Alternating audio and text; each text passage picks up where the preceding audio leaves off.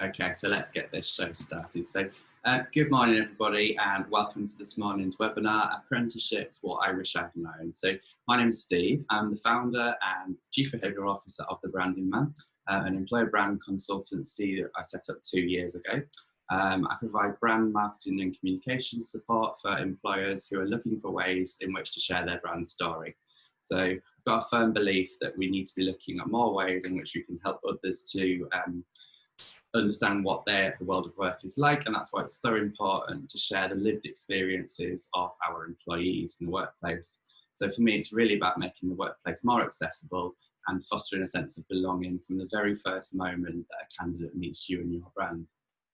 Now, I've experienced uncertainty in my own career journey ever since I graduated from university back in 2005. In fact, that was probably where you might be years earlier. So way back in 1996, so whilst I was in year 9, I was asked to complete a test. So I was asked to enter a load of information into a computer, and that assessed the jobs that my interests and academic strengths were best suited for.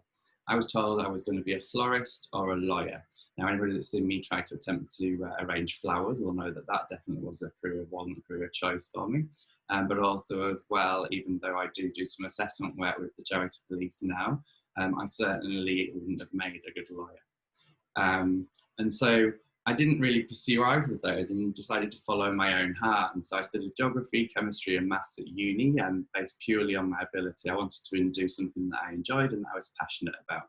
And after receiving my own A-level results, I left a sleepy little village in the Lake District, which I'm actually about to return to at the weekend, and moved to Durham, where I studied geography for 3 years. Now, after 3 years of studying and with a degree in hand, I still had no idea what I wanted to do, and stayed on for another year to do a master's. This quickly spiraled into what I like to call my which career, no idea syndrome. So after working with young people as a teacher, teaching geography on the Teach First programme, I realised that even 10 years since I'd been that confused 14-year-old, that the advice out there for young people about their career options hasn't really improved. And decided to focus my career on work that helped them to make better and more informed career choices, which is why I'm excited to be hosting today's webinar. So it's pretty safe to say that 2020 has been a year unlike no other, and that none of us were really prepared for it. The cancellation of summer A-levels and higher examinations in the UK has left a lot of young people that I've been speaking to feeling confused and concerned about their future career prospects. As a response, part of the UK government's recovery plan has been focusing heavily upon careers, advice and guidance, and initiatives to encourage more employers to consider using apprenticeships as part of their talent strategy. But what's it like to be an apprentice? We're about to find out. So with me today, I've got Safwan, Rosalie, Lucas, Jade, Chris and Ishak, who I first met during my time leading on marketing and communications for apprenticeships at EY. So in this special live webinar, what we're going to do is find out where they are now and what advice they would give young people who might be considering an apprenticeship but don't know whether it's right for them. So how's this going to work? So each of them is going to spend the next 30 minutes sharing their wisdom before we then take questions from those of you that have joined us today. So I'm going to hand over the show to the first of our apprentices this morning, Stefan. Hi everyone, my name is Safwan Chowdhury. So I joined the EY School Leaver program back in 2014. I actually completed my apprenticeship last year with EY, having qualified as an ACA chartered accountant and working within the assurance department. I ended up leaving EY after being there for about 5.5 years, and now I've joined Grant Thornton to join the corporate finance M&A team.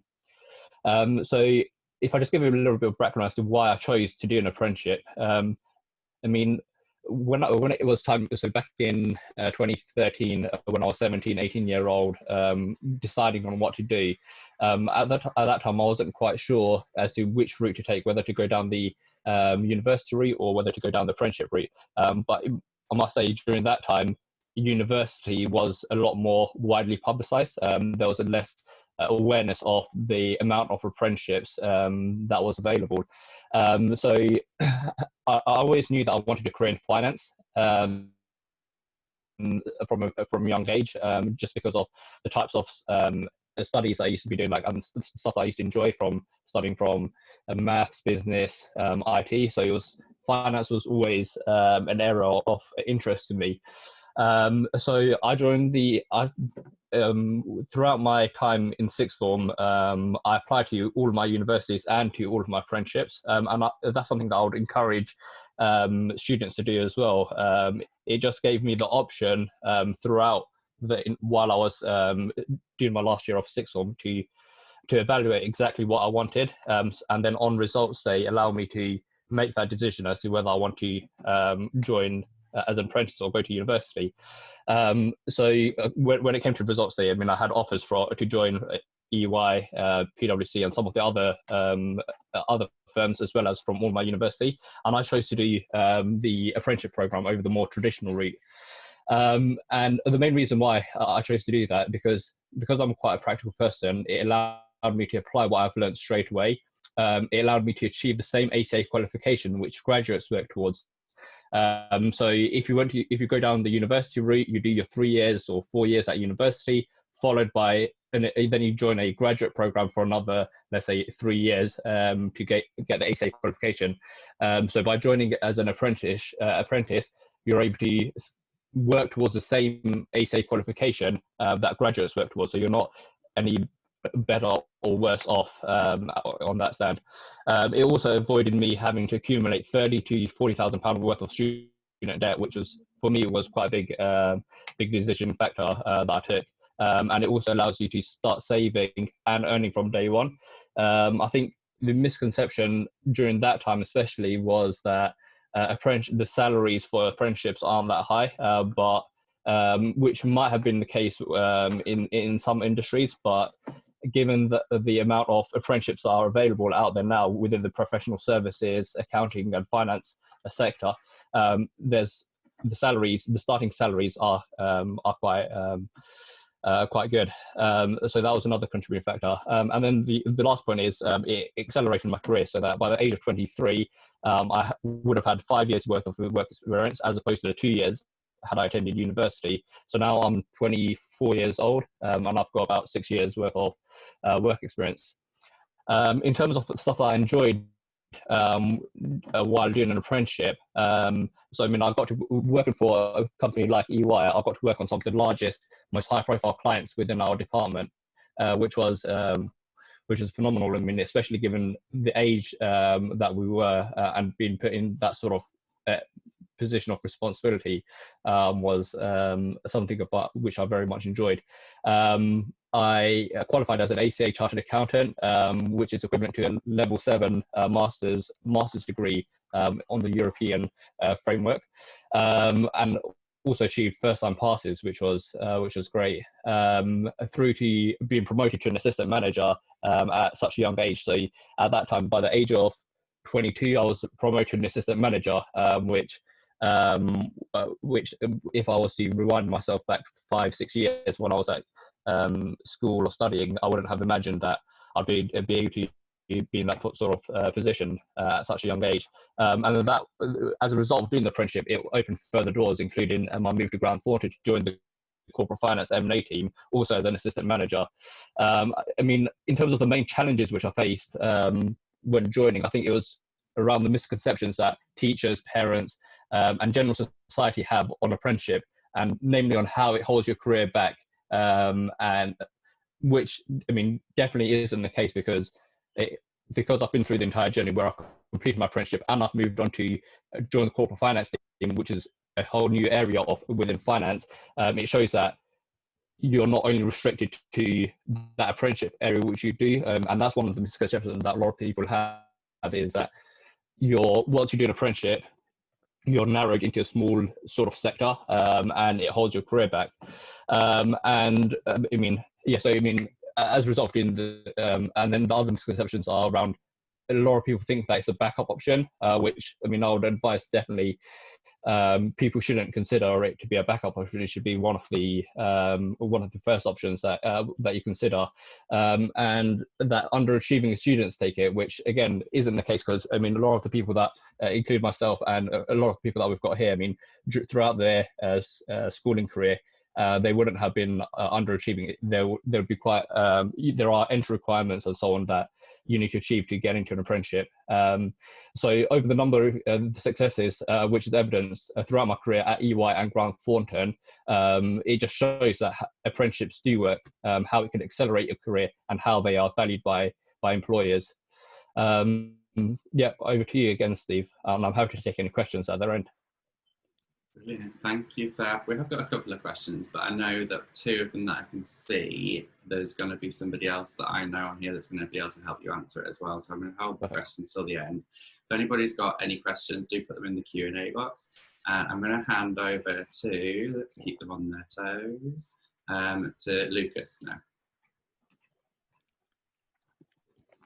Sorry, folks. I just always turn my camera off because otherwise it's just a bit awkward, I guess. So hi, folks. I'm Lucas. I am an assistant manager still with EY, and I work in the Aberdeen office. So just a bit of background about me. I ended up joining the School Leaver program in 2013, almost 7 years ago, which is terrifying at the age of 17 after leaving school. Just a bit of background before that as to why I guess I chose an apprenticeship over the traditional university route. So in my 5th year, when I was sitting my hires, I was unfortunate to lose my dad, which kind of, I was off school for a couple of months, which meant that my grades unfortunately suffered. I didn't get bad grades, but just maybe not the grades that I initially wanted to get into university. Initially, I kind of wanted to do accountancy or law at the University of Glasgow. So although I applied for university, I decided I would look into other options as well. And I knew that EY actually had a relationship directly with my school. There was insight events just to find out some more about it. I went to one of those, ended up applying. I managed to get the job in 2 weeks from applying. At which point, I was also getting in offers from universities as well. And it was kind of, what do I pick? What do I pick? And I guess for me at the time, a couple of questions that I had, which I've now answered, I guess, which might be valuable to you is, will future employers look at me disfavorably because I don't have a degree? And I think this kind of goes on to what Saf was saying in terms of at the end of your 5-year program, you end up with such a highly regarded professional qualification. So I'm a CA under ICAS, which is the Institute of Chartered Accountants of Scotland, but similar to ACA, and it is so well regarded. Practical experience that you get over a 5-year period is just, you can't get it any other way other than doing it. It's just advantageous, and employers look at that very favorably. The experience that you get on different clients in that time as well, it kind of jumpstarts your career, I would say. I guess some other key points I was thinking as well is, I guess, am I mature enough to go straight into the world of work at the age of 17? I know some people have found it quite challenging. So as I said, I've been with EY for 7 years. There have been apprentices that have started the program and decided that it's not actually for them, and they've almost gone back to university and then joined later as a graduate. And I wouldn't be afraid about that, in terms of you can always try going on an apprenticeship, and if it doesn't work for you, you can always go back to university. There is the option. So I would bear that in mind as well. Some other advantages is that it's a paid position. So I was quite fortunate. So I'd had money put aside for me for university if I wanted to go to it. But because I went on this apprenticeship, I was able to use that as a deposit to buy my first house at the age of 18, which is crazy. 12 months before, I just never would have imagined that I would have been able to do that, which is obviously fantastic. Yeah, I just think it really depends on the person, I would say. Some people, as I said, it works really well for.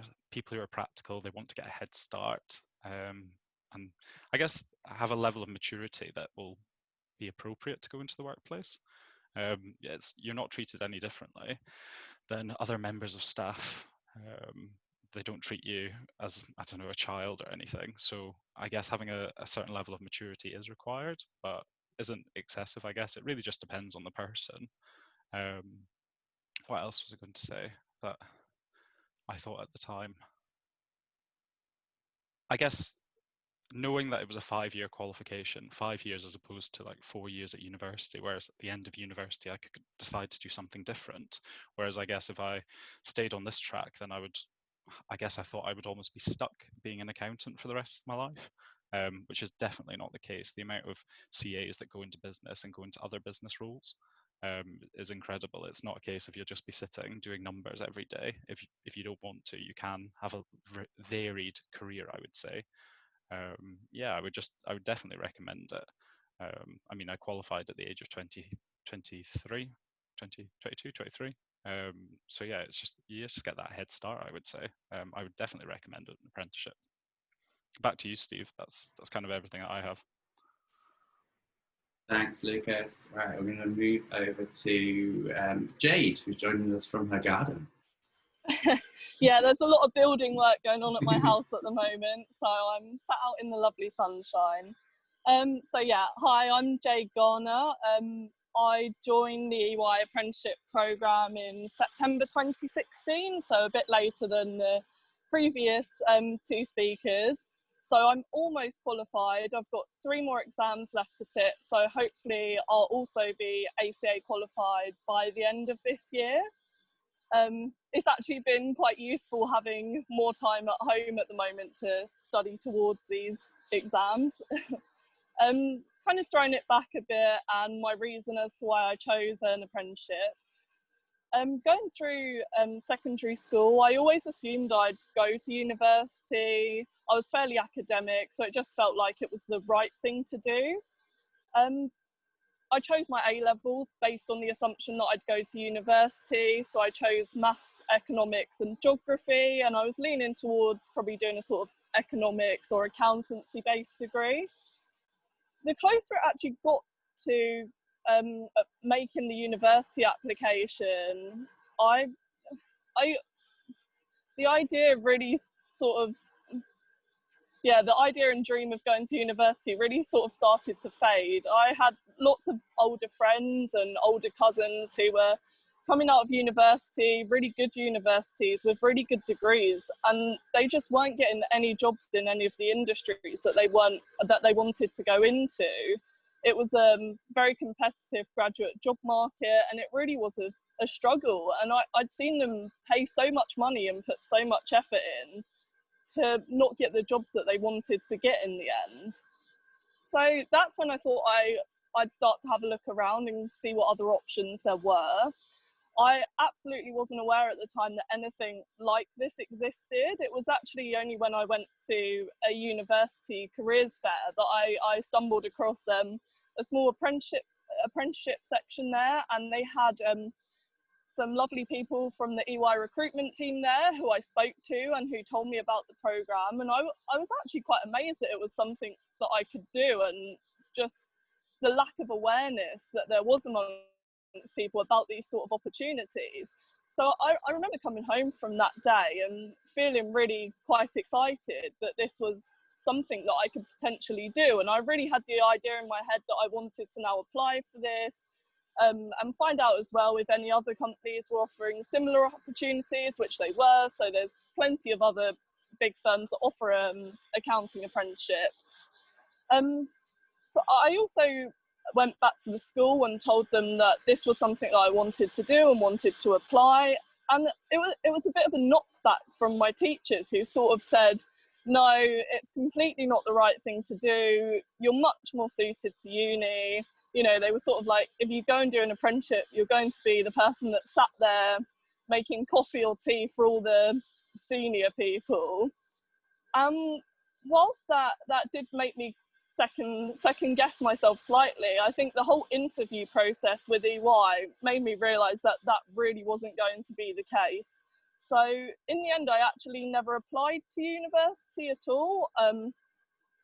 I wouldn't maybe recommend that that's the right thing to do for everyone. I definitely think it's best to keep your options open as possible. But I got my offer from EY before university applications closed, so I was pretty certain that that was what I wanted to do. And since joining, that belief's only been reaffirmed so many times. I think yeah, as both of the guys have said before me, the experience you get from such a young age is absolutely fantastic. The senior people you work with at such big clients is amazing. And actually speaking to most of those senior people, you realise that many of them have come from similar backgrounds, and many of them have joined finance apprenticeships themselves. And it really does make you realise that you could be that person in industry in the future that is the CFO or CEO of the big company. It really does give you that belief and that drive to succeed.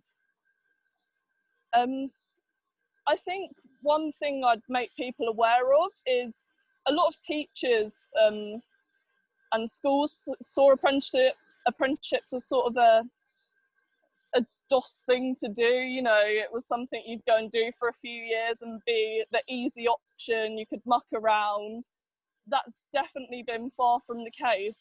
I wouldn't recommend choosing an apprenticeship if you think it's going to be an easy option, as the exams and, you know, going straight into leaving school and working 5 days a week, it is a challenge.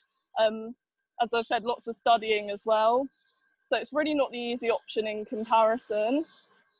And I think that's what took many people by surprise that joined and then ended up leaving the programme quite quickly. So I think that's something to consider as well. Like, don't think that it'll be any easier than going to uni.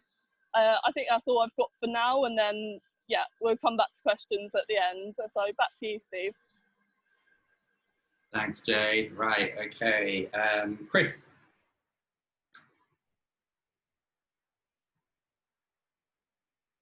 Hey everyone, thanks Steve. Hi, so I'm Chris Champong and I am a client executive for IBM. So I'm not sure if you know about IBM. So IBM is a tech consulting company. I can, assure you that I'm not a tech geek or, to that matter. No offense to any tech geeks, fantastic if you are. But I am not the most technical person. So I work in, sales in the client management space. And so some of my clients are, Poundland, Green King, etc. So if you are, walking around and you happen to cross a Poundland, please do shop. You'll be keeping me in a job. So thank you very much. Firstly, on that point. And so secondly, so my background is, so I joined, prior to joining IBM, I actually worked at EY for a couple of years. So I was on the school leavers program that a few of the panelists have already mentioned. And so I was trained to become a chartered accountant, realized that, it wasn't really for me, to be fair, and then moved to IBM. And so I started on a degree apprenticeship at IBM. So that incorporated theoretical kind of learning. So going to university as well as, practical application. So, I was working Monday to Thursday, and then Friday I was at uni, which, is quite tough because, you had traditional university students there as well, who obviously didn't have work commitments or full-time work commitments for that matter. So it was, fairly challenging. Why did I choose an apprenticeship? So prior to my apprenticeship, I was playing football. So I was playing for Arsenal. I was playing for them for 4 years. Unfortunately, got injured, got released. If you are an Arsenal fan on the call, big up to you. Well done. I'm an Arsenal fan too.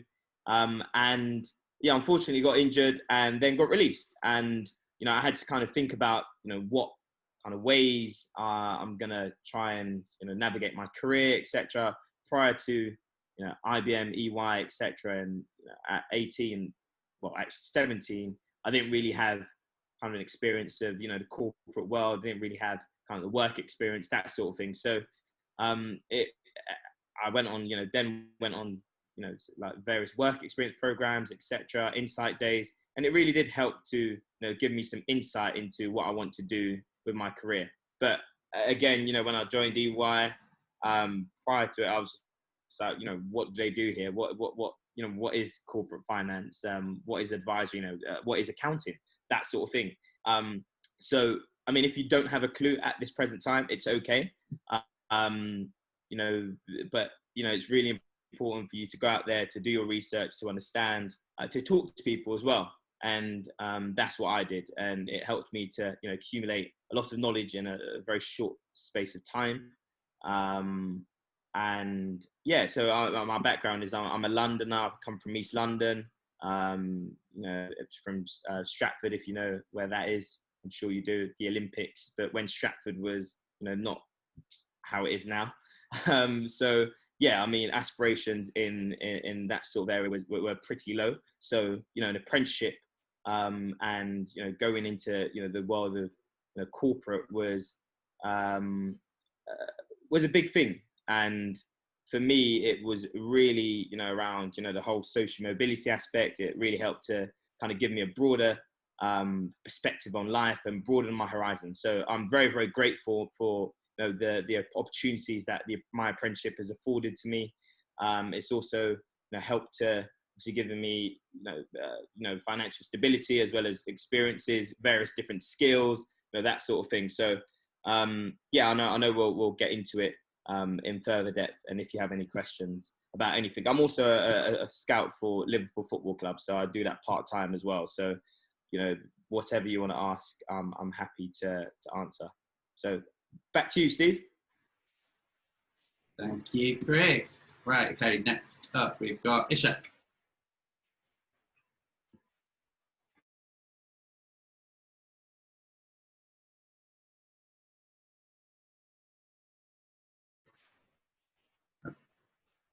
You're on mute, Ishak. There you go. Can you hear me now? Yes. Yeah, sorry. So just start again. I'm Ishak, and yeah, I know Steve from when I first joined EY, and I was also there when Chris was there. But from hearing everyone else, I think I'm probably the oldest one here in terms of when I started. So I started at EY back in October 2012, and again, making the decision to go there was largely based on kind of when I was, I guess, a little bit less mature and a bit naive in terms of what I wanted to do for my career. It was just, how can I get to X point in terms of salary wise as quick as possible? So I was looking, I didn't know what I wanted to do. I was very open to what I wanted to do. And I did a broad range of subjects at school to afford me the opportunity to do kind of pretty much anything in terms of degrees or apprenticeships. Again, back in 2012, I knew very little about apprenticeships, never even knew they existed, to be honest, or what they were about. I had the perception that they were kind of mainly trade focused. So like if you want to be a plumber or an electrician, you do an apprenticeship. I didn't know that they existed in this kind of part of the market in terms of financial services and all that kind of stuff. So I was split what I wanted to do at uni. I ended up taking a year at the Peter Jones Academy, Peter Jones is someone on Dragon's Den, so kind of like a business academy, because that was always what I was passionate about growing up, just setting up kind of loads of little different businesses and stuff along those lines. So when it came to actually making the decision for university, I applied and I was set to do, split. My parents wanted me to do something quite medical like dentistry, and I wanted to do something more financial like actuarial science. So in the end, I applied to university, kind of had my offers, and it was just by chance I came across that EY took people on from school, and the team I ended up joining was the restructuring team. So they work with kind of struggling businesses. So for me, getting my foot in the door of a company that's working on life projects in business, which is kind of long term where I always wanted to go, was ideal. So as soon as I saw that, I kind of just tentatively started the application process, didn't think about it too much as a serious option. And then, yeah, the next thing you knew, I was on the program and had a decision to make of kind of what direction do I want to go in, weighing up the pros and cons of each. In terms of the university path, I'm from Dundee in Scotland. And so for us, university was free. So that wasn't, the financial aspect wasn't even in there. I was making a decision purely on the university process and kind of how my career would develop going that way, or down the apprenticeship path. And again, I didn't know anyone that had done an apprenticeship, so I didn't reach out to anyone. I'm not sure how big LinkedIn was in those days to speak out to people. So I did a lot of just kind of Googling forums, looking at other people's feedback. But the EY apprenticeship, even back then, was fairly new. And I think I went on probably one of the first years where it was almost formalized as an actual school leavers program.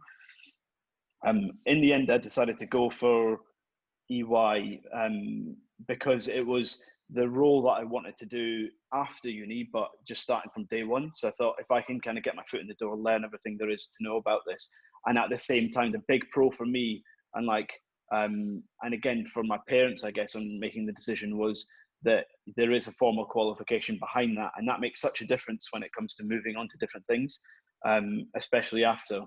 So the journey for me at EY was, so I'm not at EY anymore. So actually a bit about, I probably skipped that. So what I'm doing right now is I have a business, protein snack bar business. So we manufacture protein bars, kind of in East London. And so I've been building that brand. It's called Vive for the past about 4 years now. It still feels like it's so new, but it just takes so long to do it. So that's where I am now. But kind of going back to that journey at EY, coming in initially, I didn't really know what to expect too much. And it started off kind of quite social. There was a lot of people that joined at the same time, similar age. So in terms of the social aspect, there was a lot of people there to make friends with, both outside of work and inside of work, the people in your immediate team. When you actually do get into the office, it is quite a formal, especially, well, at EY anyway, I can't speak for anywhere else, but at EY is quite a formal setting. So everyone's kind of like, not necessarily suit and tie, but like business wear. You're in a formal environment where you can't kind of speak how you would at home, or with your friends, and you just have to be conscious to all of that. And the key things I kind of learned from being there, and almost like what I wish I'd known if I went back and redid my time at EY, would be that that how important relationships are. Because it wasn't necessarily the person who worked the hardest that would get the best jobs and stuff. It'd be more the people who had the better relationships with people within the team. So if you could build good relationships, you always had that person to ask, oh, can I get on this job, or can I get on that job? So that was a key part that I wish I'd known. Also, another one is kind of adapting to the people that you work with. Initially, what I found was adapting, but also being true to yourself. So initially I found that I was kind of trying to be this person. I'm from a background where my parents haven't worked in kind of like formal jobs, have kind of always worked for themselves. So I didn't know kind of what's a done thing in those environments. So I was kind of being someone else. I was kind of being this person at work who I thought, like, this is the type of person that should be there. But I think over the time I was there, it's important to adapt to make yourself relatable to other people, but also the longer I was there, the more true to myself I was being. And I think when my actual personality came out, I found that I was enjoying it a lot more, getting along with people a lot more, and also performing a lot better as well. Some of the kind of more negative things are, as someone who is like not the most organized, not the most kind of rigid in terms of the way I found I found it a bit restrictive, that I felt like I could do X, Y, and Z, but you have to realize that you're starting at the very bottom, the very, very bottom. So there will be a lot of time where you have to do kind of the menial work, but that in a way has helped me a lot in where I am right now, in the sense of it's meant that in anything you do, you're going to have to do some stuff that you don't want to do. And now I'm actually very good at handling that, because I've been through the process of seeing that you have to kind of just get things done, whether they're kind of sexy stuff to do or it's filling in forms. EY definitely taught me that I put a good work ethic in me. It also was very commercial, was working on big live projects. Although sometimes you're doing a small part, you do get to sit in the meetings with the partners, with the kind of like the big people, and absorb and learn from them. So again, hugely important for being commercial. Also taught me things outside of the technical stuff, like the qualification stuff, like how to write good emails, how to do phone calls. And it's only, I guess, when you leave, then you really appreciate those things. So now when setting up my business, I had good Excel knowledge, I had good phone skills, email skills, and all that kind of stuff helped mold me to be the person I am today. So looking back, definitely recommend apprenticeship as a route, but just with a caveat that you need to have the kind of tenacity and the determination to try and see your way through it, because again, Chris can speak easier than I can on this, but if you do decide it's not for you, then I don't know how, it obviously sets you back a little bit time-wise, but again, time's not that important, but also I don't know how easy or hard it is to then transition into something else. So I would say make sure it's for you, because if you go in and say, oh, like at EY numbers aren't for me, then you're going to kind of fall short pretty quickly. So I think you need to be quite focused on what you want to do, and then make sure it's the right decision for you. And I think the best way to do it is reach out to people who've been on the course before, and LinkedIn's a great way to do that. And so you can just do a search of people who've done the EY school leavers program or apprenticeship or whatever it is, and then just speak to them and ask them what their experience was like, and ask them any questions you've got, and I'm sure that'll be the best way to make up your mind. But yeah, I think I've covered everything, probably gone on a few tangents. I've got more notes here of other things as well, but I'll leave it at that for the questions. Back to you, Steve. Thanks, Ishak. And do keep those questions coming as well. We've got some in the Q&A box already. We'll come to those after we've had our last panelist, and we've got Rosalie. Cool. Hi everyone, I'm Rosalie. I'm 22 and I work in restructuring, so the department that Ishak and Chris used to be in, which is fun. So every now and again I'm going through a file and I find their names written onto some case review, which is always fun. So there's always a good legacy going on in these departments.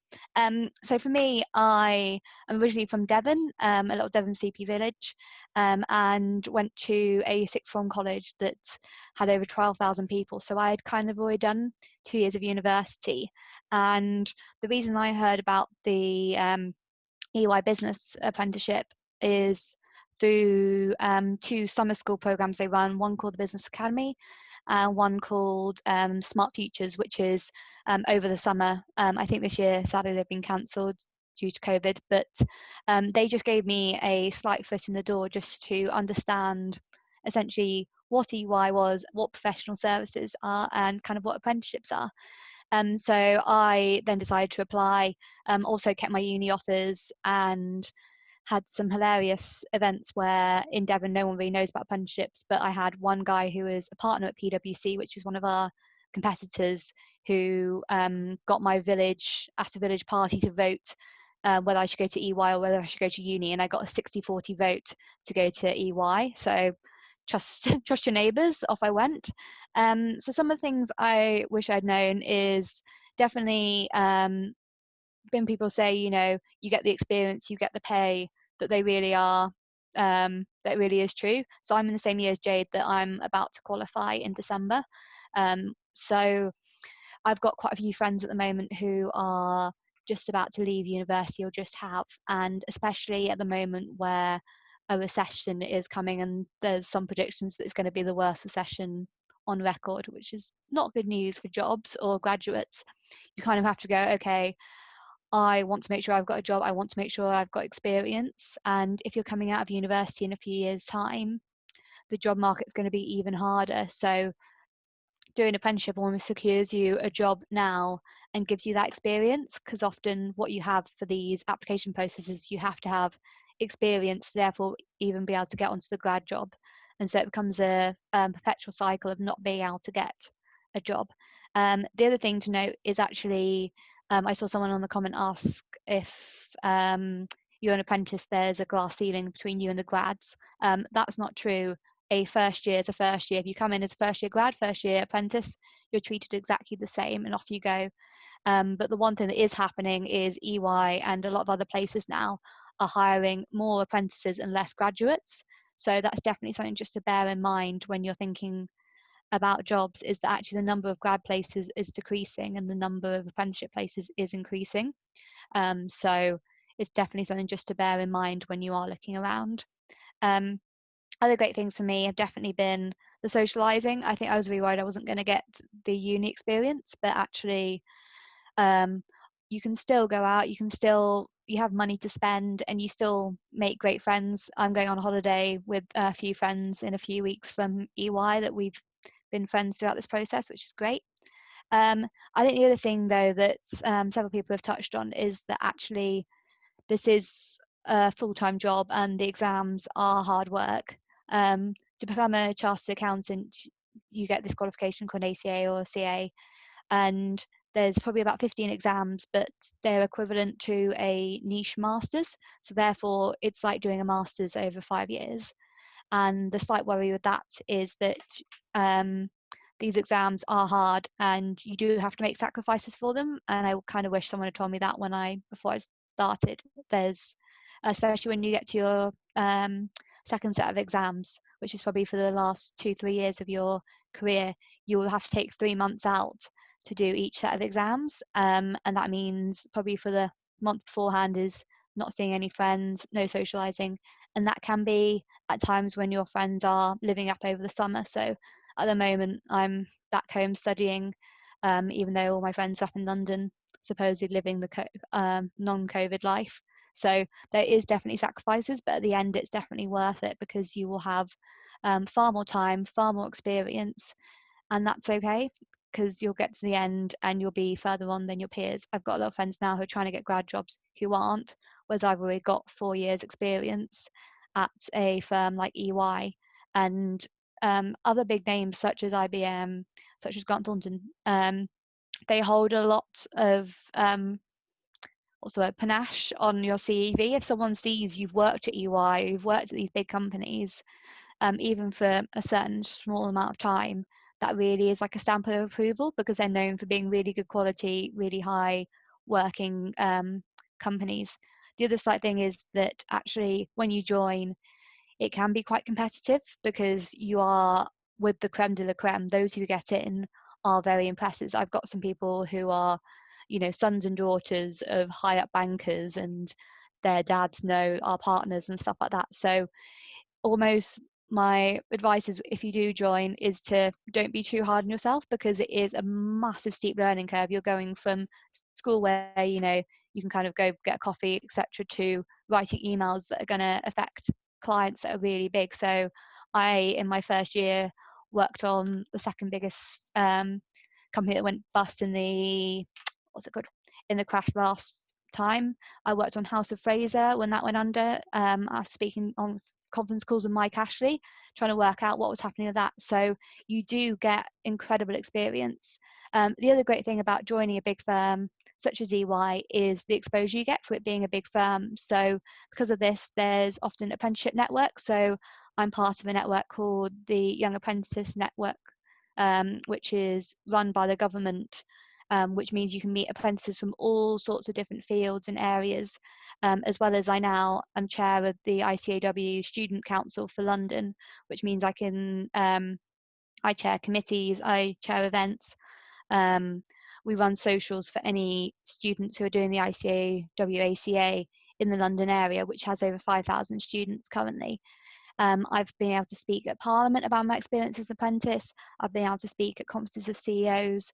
It gives you a really good grounding of having a big name behind you that you can help launch you into the places you want to go.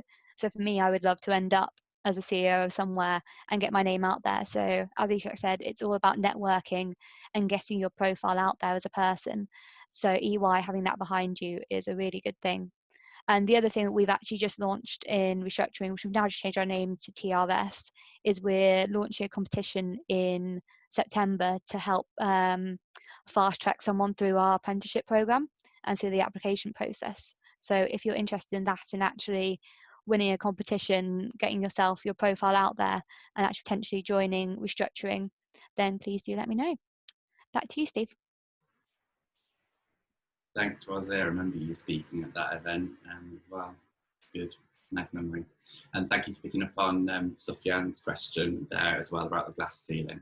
Okay, so we've got time for our Q&A there. So we've got one question here. I'm going to direct this at you, Saf, first of all. So we've got attention towards you, but I think Jade may be able to give an insight here as well from her experience. Did you work in FS or UKNI, and what was it like? So maybe an explanation of what the two are and what it was like. Yeah, sure. So essentially, I mean, I worked in the UK and I, and I think Jade is in FS, but I could be wrong. I mean, the split is basically UK&I has all of the FS sector is all financial markets related, whereas UK&I is the common company which you're aware of. So UK&I split into five subsectors. You've got private middle market, mining, energy, oil and gas, TMT, so telecom, media, technology, products and services, and real estate, hospitality, and catering. So I worked in the UK&I products and services. So working on the likes of like Transport for London, Brakes, Siemens, Coca-Cola, so big names like that, so the ones that you're aware of. In terms of the difference between the two, in terms of qualification that you get, it's the same ASA qualification. It's just the type of clients you're working with that differs. And I think Jade could just give a quick probably overview on the types of clients that we work with within the FS sector as well. Yeah, sure. So within the FS sector, we've got 3 different service lines, which are banking, insurance companies, and then wealth and asset management. So again, it's kind of personal preference as to which one. Well, you apply to either UK&I or financial services, and then you'll find yourself within one of the sub-departments in either FS or UK&I. So again, yeah, it's kind of what interests you more. I guess with financial services, a lot more of the companies are a lot more highly regulated. So banks and insurance companies have specific regulations that apply to them just due to the amount of like client and customer money that they're handling. And yeah, it's just about thinking what interests you. So on FS, they're mainly providing people a service. Whereas UK&I, you know, it's more your high street shops and actual products that are being sold to people. So I would say as well, I have had the experience to work on some UK&I clients. So don't think that, you know, choosing one is like, that's it, you can't ever move around. We've had people that have qualified and have then moved over to one of the other sectors. So yeah, just have a think about what interests you, and then, but don't worry that that's, you know, the be all and end all. Great, thank you, Seth. Thank you, Jade. I would add in as well with this, there's something here from me about understanding what jobs are and what's involved with them. And sometimes employers don't do a very good job of explaining that, potentially.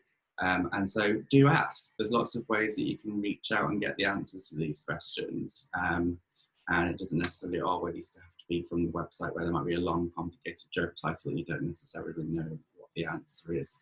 Another question here, it is directed back towards you, Saf, but what I'm going to do is open it up to everybody as well, because I think there's something that everybody could add here. So it's quite a long question, but we're going to go for it. So how did you manage studying, attending apprenticeship recruitment days and uni interview open days? Essentially, how would you go about organising yourself? I mean, I can, Jade, you go for it first. Yeah. Okay, sure.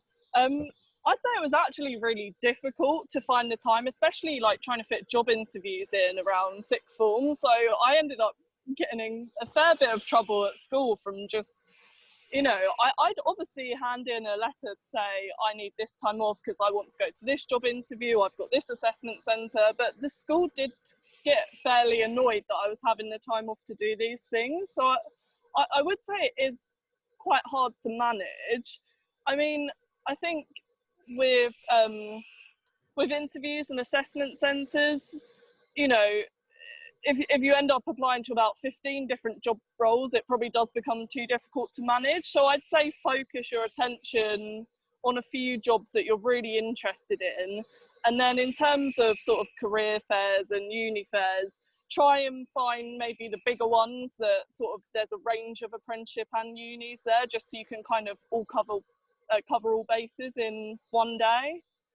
And then, yeah, I mean, studying is always difficult to find the time to fit in, but I just find like having a few hours of really intense studying is so much better than designating yourself a whole day to study, because if you try and spend a whole day, like 8-9 hours studying, you just end up, you know, on your phone half the time. I think my study approach, and especially what I've learned more so from doing the exams at EY, is just to have a good solid 2-3 hours, no distractions.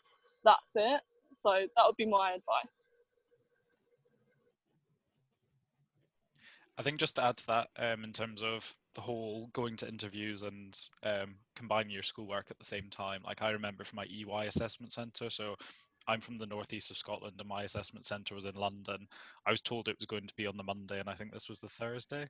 I ended up having to miss my prelim exam for business management to attend it. And it was just, I guess, having that communication with the school. They were incredibly supportive because they had that relationship with EY. But I guess the more communication and warning that you can give them, the better, so it doesn't come as a surprise. I think Jade's point as well, in terms of focusing on maybe a couple of key careers events, both university and, like, I guess apprenticeships is probably what I would do as well, because you don't want to stretch yourself too thinly. And quite a lot of the information, I guess, could be repetitive if you attend loads, and to really focus, like if you want to do an apprenticeship, really focus on what actually you want to get out of that apprenticeship. So don't apply for 15 apprenticeships, because that you've not really narrowed it down sufficiently enough. I appreciate it's quite hard to decide what you want to do, and some people during the process have decided it isn't what they want to do, which is totally fine. But I think having that really good thought of what you want to do and narrowing it down, and applying for a few very, I guess, key ones that you would actually be interested in proceeding in, is probably better, rather than just hoping for the best and applying for loads, is what I would say. And that would hopefully allow you to combine your studying as well, because you've not got so much time actually, like applying for jobs, etc., I would say.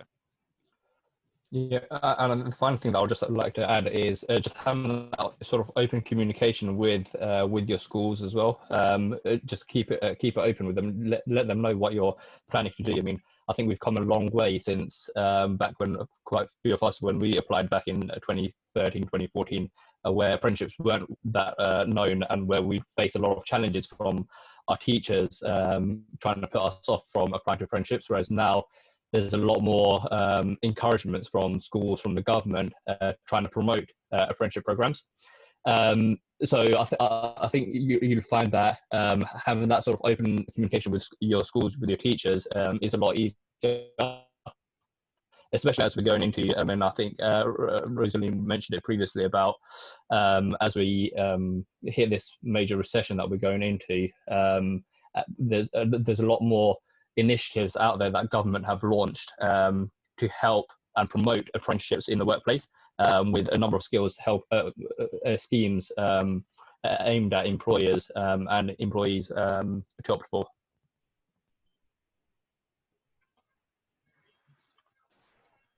Any more? Ishak, Chris, anything to add?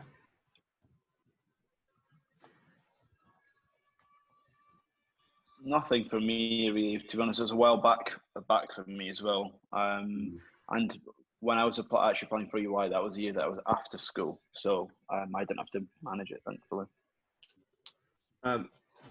What I would say is just around the interview process, just trying to make yourself as unique as possible. So just differentiating yourself.